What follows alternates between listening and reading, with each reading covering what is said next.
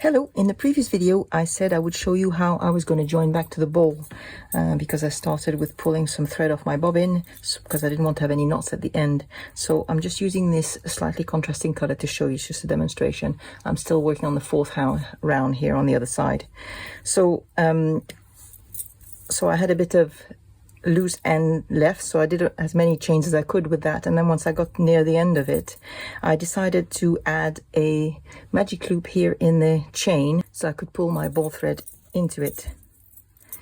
And I'm actually going to do it with a magic loop helper. So here's my magic loop, and I'm going to use this extra bit of thread.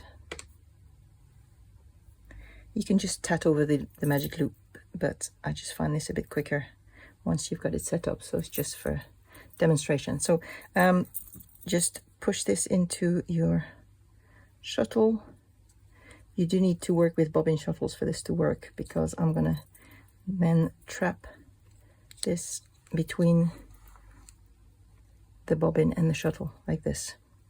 So there's my helper and there's my magic loop, and this way I can just make my stitches. I'm going to hold the magic loop here on top like this, and then I'm going to finish that chain.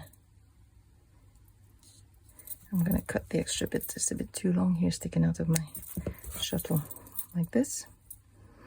So I had 3 Victorian sets made, so I need to make 2 more Victorian sets. 2, 3.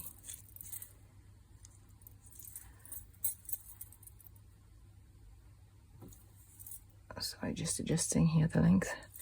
4, 1, 2, 3, 4, and the last one, 1, 2, 3, 4, 1, 2, 3, 4, and I'm not going to pull that one too tight. So I'm going to pull the magic loop out of the way, and before I make the join, I'm actually going to insert the ball thread into this chain.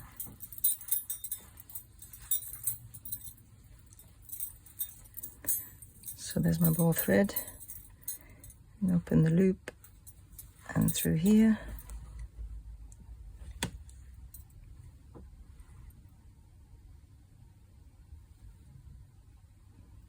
Make sure you don't lose the end here before you get, try to make it visible here so you can see here in the loop. I'm going to pull,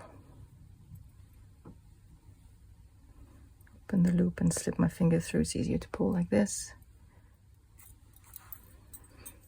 like that. So there's the end of my ball thread, there's the end attached to the ball, there's the loose end, and I'm going to hide that in the next chain. First I'm going to snug my stitches and then make the join. There are many other ways. You could just make some knots and then tat over the ends. I've just experimented a bit and used this method, which means there are no knots at all anywhere. So there's my join made.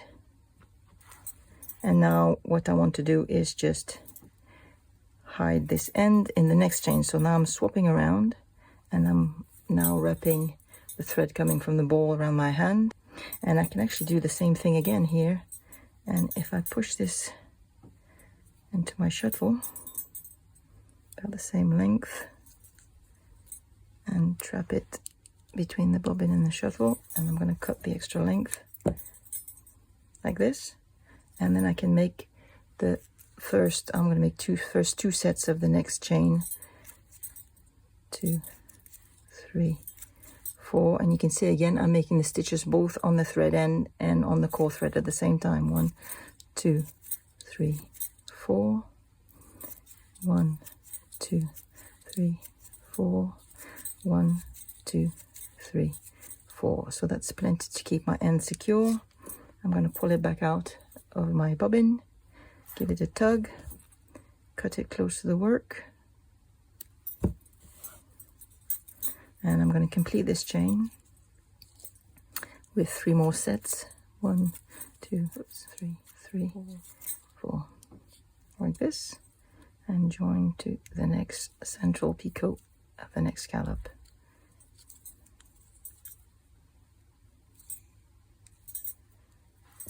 And now I can also cut this end, which is the end would pull through.